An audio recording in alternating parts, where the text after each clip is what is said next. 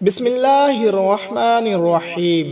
حضرت سیدنا ابو ہریرہ رضی اللہ تعالیٰ عنہ سے مروی ہے کہ رسول کریم صلی اللہ تعالیٰ علیہ وسلم نے فرمایا، بنی اسرائیل میں ایک شخص تھا جس نے زندگی بھر کبھی کوئی نیکی نہ کی تھی۔ اس نے اپنے گھر والوں کو وصیت کی کہ جب میں مر جاؤں تو مجھے جلا دینا اور میری آدھی راکھ جنگل میں اڑا دینا، جبکہ آدھی دریا کے سپرد کر دینا۔ رب تعالیٰ کی قسم، اگر اللہ تعالیٰ نے میری گرفت کی تو مجھے ایسا عذاب دے گا کہ پورے جہان میں سے کسی کو نہ دیا ہوگا۔ جب اس شخص کا انتقال ہو گیا تو اس کی رضا کے مطابق گھر والوں نے اس کی وصیت پوری کر دی۔